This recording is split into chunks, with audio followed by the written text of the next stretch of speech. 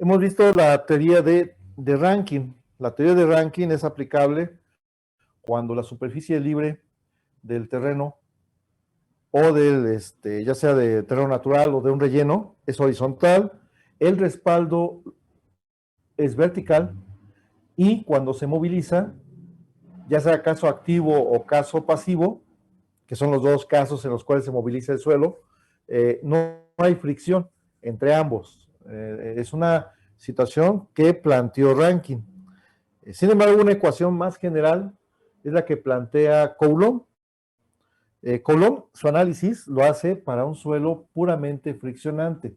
Por eso, si ven aquí, dice cohesión igual a cero, ¿ok? Cohesión igual a cero. Sin embargo, nosotros después lo trasladamos ya a cualquier tipo de condición, un suelo friccionante o un suelo cohesivo friccionante. Pero, en esencia, su deducción es para un suelo puramente friccionante.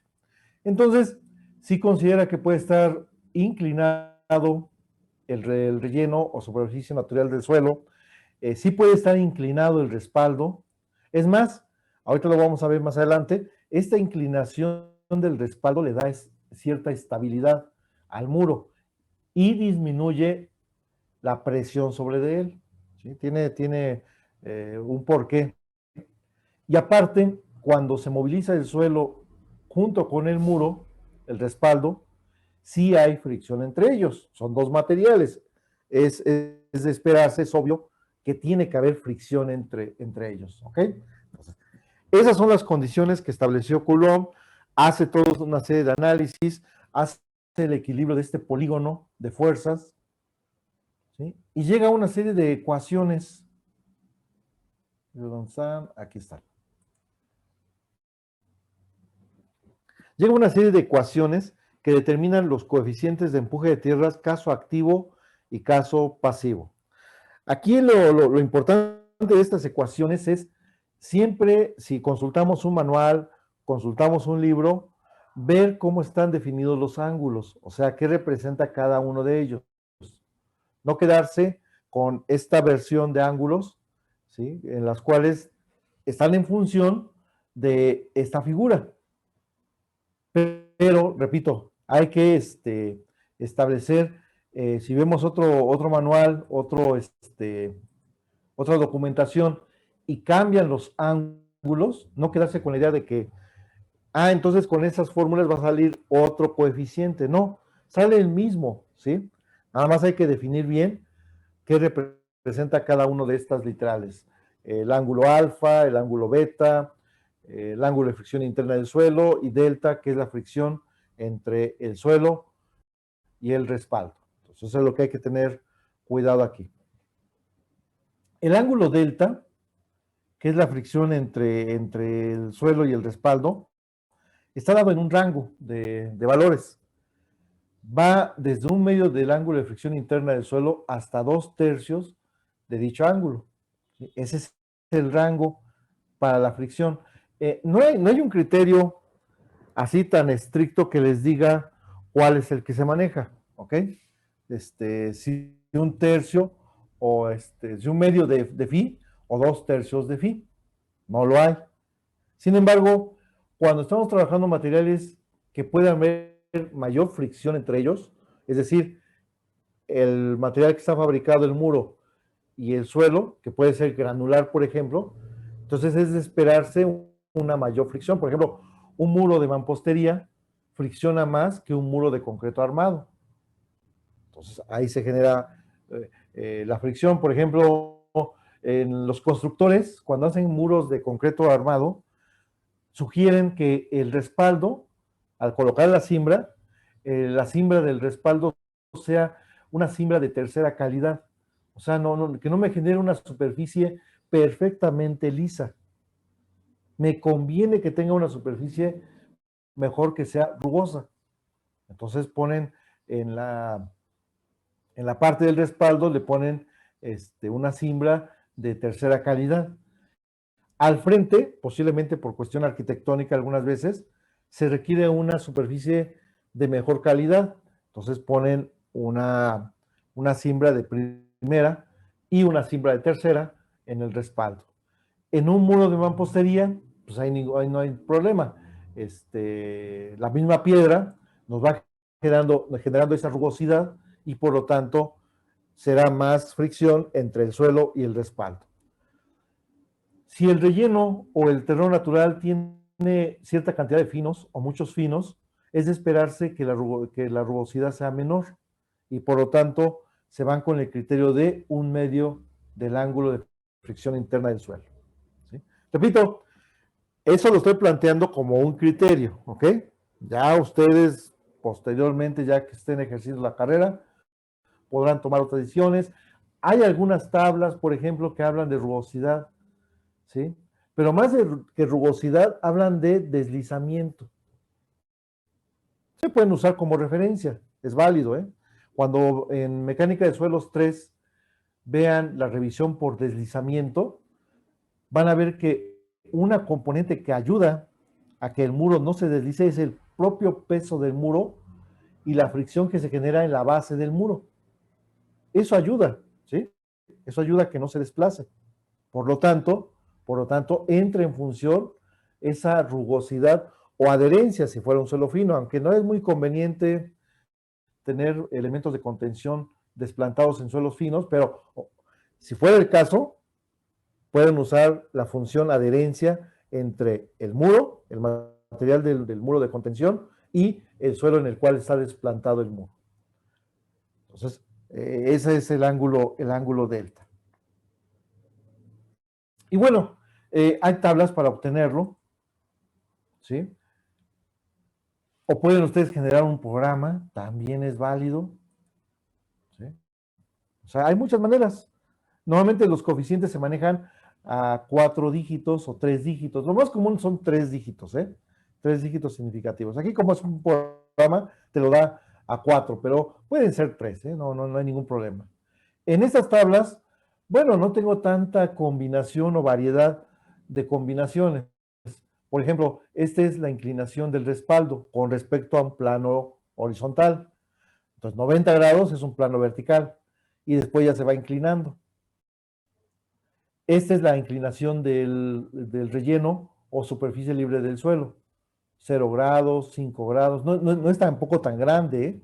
Tampoco es así tan grande. Hay, por ejemplo, una regla que dice que la inclinación del relleno, si es que tú la vas a hacer de manera artificial, no puede ser, o no debe de ser mayor al ángulo de fricción interna del suelo, si no, ese bloque desliza, ¿sí? A mí me ha tocado, por lo menos en un peritaje de unos 3 o 4 muros, que hubo falla, en los cuales si veo uno con la intención de que había fallado el muro, y no, lo que falló fue lo de arriba. O sea, esto lo hicieron tan levantado, y aparte había carga en la parte superior, había una serie de casas, que entonces lo que falló fue el talud. O sea, el muro ni se movió. Tanto lo levantaron, más del ángulo de fricción interna del suelo, que lo que falla fue el suelo como un talud. Entonces desliza y se vino con todo y una serie de casas que había arriba. En otras revisiones, esa fue en una carretera en Oaxaca, que igual hicieron un relleno para una vialidad, pero dejaron muy levantado el talud. Eso fue un error de construcción porque el muro era más alto. Como se les empezó a acabar el material y urgía entregar la obra, hicieron los muros más bajitos y lo demás lo compensaron haciendo un talud más inclinado para llegar a la rasante. ¿Qué pasó? Falla, es una falla por talud, ¿sí? Entonces no falla el muro, falló el suelo superior. A veces hay que revisar eso, ¿eh? Hay que tener cuidado. Hay que hacer una revisión de estabilidad de taludes para ver si no llega a fallar por otra condición. Ese tema también lo van a ver en mecánica de suelos 3. ¿Sí? Es una materia también muy interesante, mecánica de suelos 3. Se ven muchos temas, es muy extensa.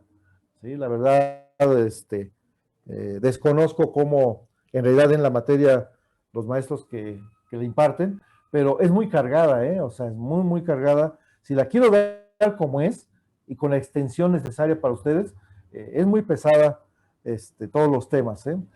Si nada más explico de manera superficial, pues, me alcanza perfectamente el semestre. Pero si nos metemos a fondo en cada uno de los temas que se ven, sí, se requiere tener preparado mucho material para, poderles explicar los temas. En estas tablas, algunos dicen, si no encuentras una combinación, interpola. Bueno, todas esas cosas, jóvenes, para una revisión rápida, si quiero sacar un número rápido, pues tal vez valga la pena, pero repito, si ya tenemos las ecuaciones, pues ya para qué queremos estas tablas, ¿no? Es más, todavía hay libros más atrás que hasta yo pensaba que ya no se usaban, y sin embargo me he llevado sorpresas de que todavía hay ciertas personas en la escuela que usan esas, que son gráficas. O sea, ya eso es, las gráficas era porque no había calculadoras, entonces estas operaciones se hacían muy complejas, ¿ok? Entonces, ya no hay que usar ese tipo de cosas. Vean que el ángulo de fricción interna tampoco tiene gran variedad. Arranca en suelos friccionantes, o sea, 28 grados.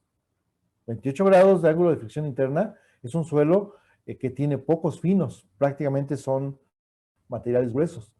Claro, habla hasta de ángulos muy altos, ¿sí? 38 grados, 40 grados de fricción.